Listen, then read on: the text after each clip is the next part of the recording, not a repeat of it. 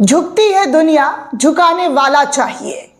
ऐसा ही दोस्तों इन दिनों रमजान के मौके पर देखने सुनने को मिला। भारतीय जनता पार्टी की सरकार का ये झुकाव मुसलमानों के प्रति काफी सराहनीय है। मैं हमेशा कहती हूं कि अगर आप अच्छा करेंगे तो आपको लोग अच्छा बोलेंगे। अगर आप एक कदम आगे बढ़ाएंगे तो 10 कदम आपके प्रति लोगों का बढ़ेगा। ऐसे में दोस्तों रमजान के मौके पर मुस्लिम समुदाय के लिए भाजपा की तरफ से, जी हाँ दोस्तों चौंकिए मत, भाजपा की तरफ से मुस्लिम कर्मचारियों को शानदार तोहफा दिया गया है।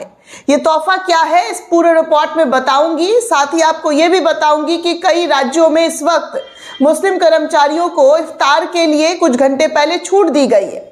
लगता है वैसे ही देखकर भारतीय जनता पार्टी की सरकार ने कुछ सीखा है, जिसकी वजह से अब लोग उनकी तारीफ कर रहे हैं और कह रहे हैं कि देखिए क्या से क्या हो गया है। जहां पर धर्म के नाम पर नफरत बाजार में बांटा जाता है, एक पार्टी पर हमेशा आरोप लगा है, आज वो पार्टी पहली दफा मुस्लिम समुदाय के लोगों के लिए कुछ अच्छा कर रही है, जो कि काफी अच्छी बात है।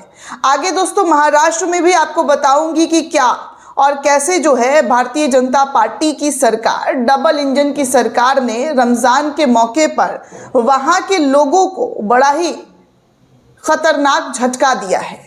जी हाँ बिल्कुल सही सुना, अच्छा नहीं बल्कि बुरा झटका दिया है। मुसलमानों का आरक्षण खत्म कर दिया गया है महाराष्ट्र के अंदर।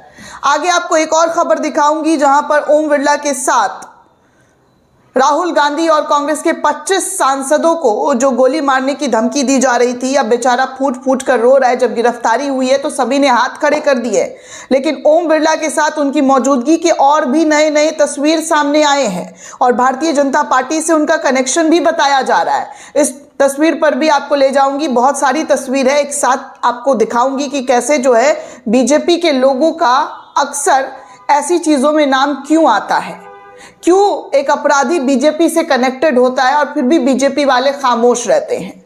गोली मारना दोस्तों, नेता विपक्ष को धमकाना और 25 सांसदों को लेकर भी गोली चलाने की बात करना, ये कोई छोटी खबर नहीं है।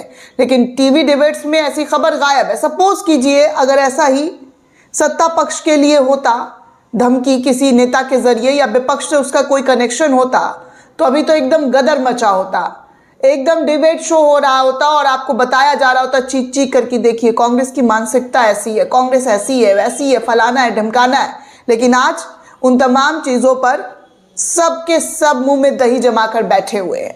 आगे एक और रिपोर्ट दिखाऊंगी दोस्तों जहां पर, जी हाँ, जहां पर एक और भांडा फूटा है, यूपी पुलिस का भांडा, और उसके बाद फूटने के बाद जो है कैसे पूरी टीम को सस्पेंड किया गया है। इस खबर पर भी आपको ले जाऊंगी कि क्या क्या साजिश जो है रचा जा रहा है इस्लाम धर्म को लेकर, मुस्लिम नाम को लेकर। आज राहुल गांधी सुल्तानपुर की एमपी एमएलए कोर्ट पहुंच गए दोस्तों, उनकी पेशी का भी मामला है, उस पर भी चर्चा की जाएगी कि कैसे राहुल गांधी जो सत्ता पक्ष से सदन से लेकर सड़क तक लड़ाई लड़ते हैं, उनको कैसे कमजोर किया जाए, उनकी सदस्यता कैसे खत्म कर दी जाए, उनको कैसे सजा मिले, ये पल पल पर, जी हाँ, एक कदम चलते हैं और एक एफआईआर उनके आगे रख दिया जाता है। इस तरीके की कोशिश राहुल गांधी के करियर को, उनके पॉलिटिकल जो उनका जो माइंडसेट है उसको कैसे कमजोर किया जाए, वो लगातार देखने सुनने को मिल रहा है। आगे दोस्तों आपको ये भी बताऊंगी कि कैसे रमजान के मौके पर मध्य प्रदेश के अंदर बवाल हो गया, ईंट पत्थर चल गए हैं। जी हाँ दोस्तों बिल्कुल सही सुना, ईंट पत्थर चल गया है। इस बात पर भी चर्चा करूंगी, लेकिन सबसे पहले चलिए आपको दिखाऊं भारतीय जनता पार्टी ने जो बड़ा दिल दिखाया है और रमजान में मुस्लिम कर्मचारियों के लिए जो आदेश जारी किया है उसकी सबसे पहले चर्चा की जानी चाहिए, क्योंकि बहुत टाइम बाद कुछ अच्छी चीज़ें देखने को मिली है। क्योंकि हमारे वाले विश्वगुरु तो नफरतियों पर लगाम अब तक लगा नहीं पाए हैं, लेकिन चलिए डबल इंजन की सरकार ने कुछ किया तो सही। दोस्तों छत्तीसगढ़, जी हाँ, रमज़ान के पाक महीने की शुरुआत को देखते हुए छत्तीसगढ़ में मुस्लिम कर्मचारियों के लिए छत्तीसगढ़ सरकार ने, बोले तो बीजेपी सरकार ने, एक बड़ा फैसला लिया है। छत्तीसगढ़ सरकार ने रोज़ा को देखते हुए सरकारी दफ्तरों में जो काम कर रहे हैं मुस्लिम कर्मचारी, उनको 1 घंटे पहले जाने की इजाज़त दी है। 1 घंटे, वो अपने अवधि से 1 घंटे पहले अपने घर के लिए निकल सकते हैं। सरकार के इस फैसले का छत्तीसगढ़ राज्य वक्फ बोर्ड अध्यक्ष डॉक्टर सलीम राज ने स्वागत किया है। उन्होंने सरकार के इस फैसले को काफ़ी सराहनीय बताते हुए मुख्यमंत्री विष्णुदेव राय सरकार की जाति, धर्म, पंथ और समाज की आस्था का सम्मान करने की बात कही है और कहा है कि प्रधानमंत्री नरेंद्र मोदी का सबका साथ, सबका विकास, सबका विश्वास की सोच को दर्शाता है।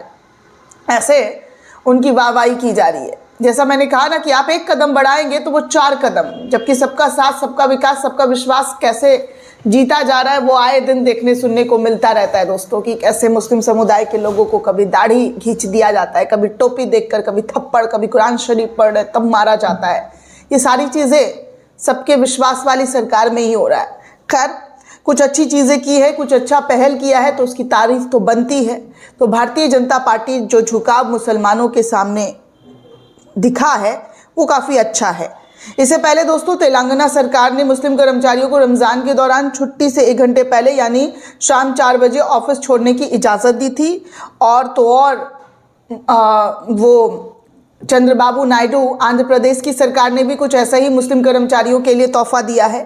अब इन सब को देखते हुए भारतीय जनता पार्टी की सरकार ने भी, जी हाँ, ये तोहफा दिया है जिसको लेकर मुस्लिम समुदाय में खुशी का माहौल है और कहा जा रहा है कि ऐसे ही सबका साथ, सबका विकास, सबका विश्वास जीता जाएगा तो भारतीय जनता पार्टी देश और दुनिया में बड़ा ही सम्मान का पात्र बनेगी, क्योंकि जिस तरीके का उन्होंने पहली दफ़ा ये काम किया है वो काबिले तारीफ है। आगे चलिए भाजपा शासित एक और राज्य में ले चलते हैं जहां पर मुसलमानों, जी हाँ, मुसलमानों का जो आरक्षण है महाराष्ट्र के अंदर रमज़ान को देखते हुए ख़त्म कर दिया है। ऐसा आरोप AIMIM के नेता के ज़रिए लगाया जा रहा है, तंज कसा जा रहा है। जाहिर सी बात है दोस्तों, रमज़ान के पाक महीने पे लोग सोचते हैं कि कोई गिफ्ट मिलेगा, लेकिन यहाँ पर मुस्लिमों को क्या गिफ्ट मिला है तो चलिए आपको बता दूं कि महाराष्ट्र सरकार ने सामाजिक और शैक्षणिक रूप से पिछड़े मुस्लिम वर्ग को दिए गए 5% आरक्षण से जुड़ा पुराना फैसला रद्द कर दिया है। मुख्यमंत्री देवेंद्र फडणवीस ने इस फैसले के अनुसार अब कॉलेज और अन्य शैक्षणिक संस्थानों में इस 5% आरक्षण के तहत प्रवेश नहीं मिलेगा।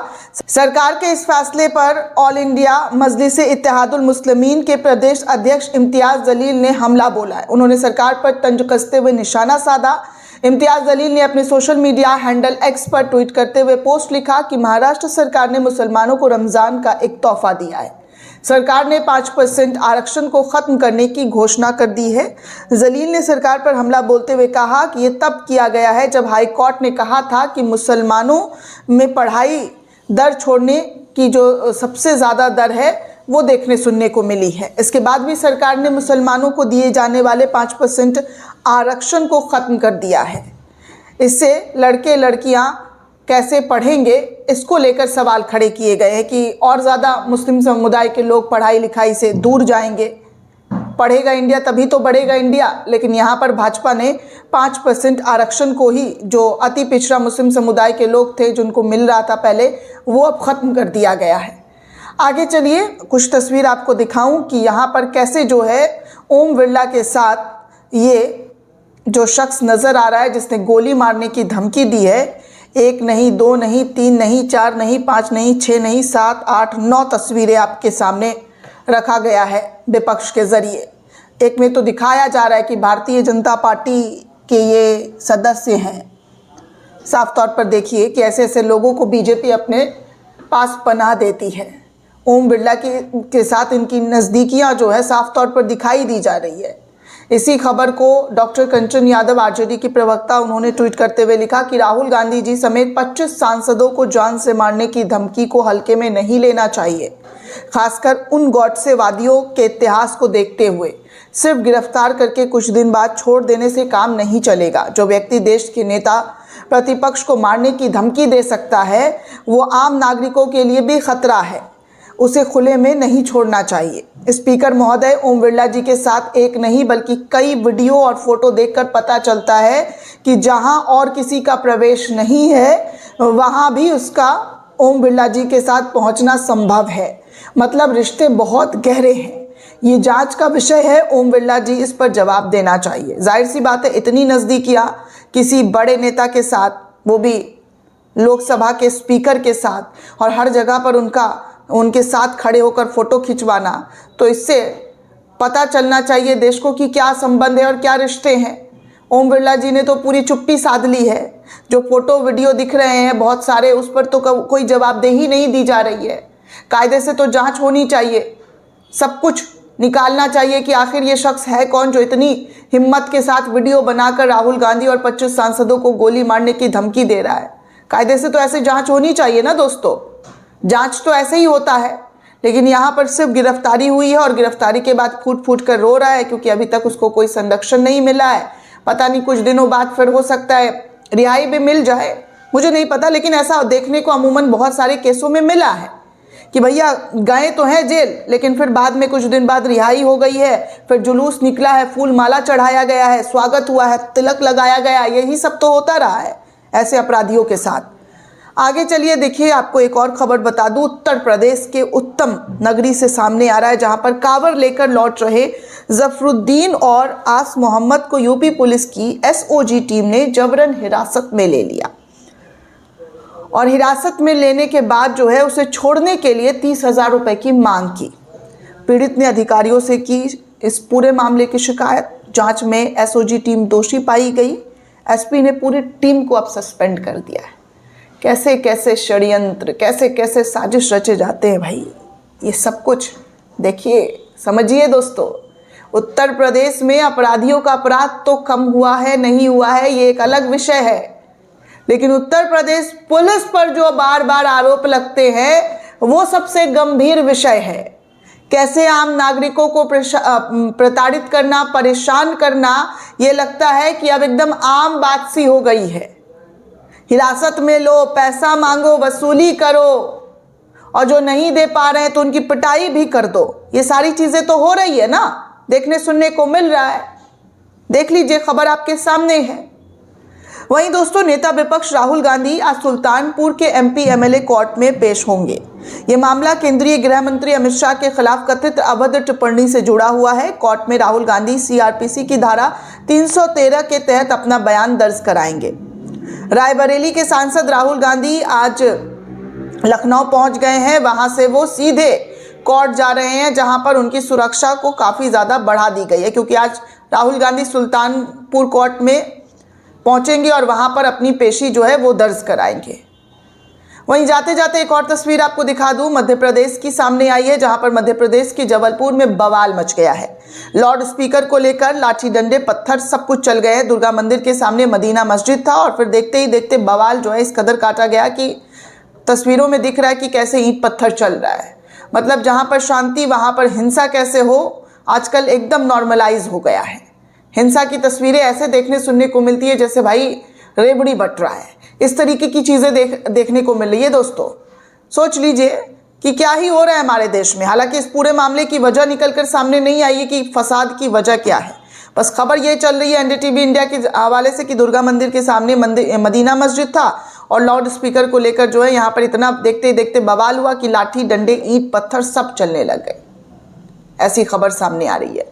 दोस्तों, इस पूरे रिपोर्ट को लेकर आप क्या सोचते हैं, आपकी क्या प्रतिक्रिया है, हमें कमेंट करके ज़रूर बताइएगा। साथ ही साथ चैनल को ज़्यादा से ज़्यादा लाइक, शेयर और सब्सक्राइब करना बिल्कुल भी ना भूलें। जय हिंद, जय भारत।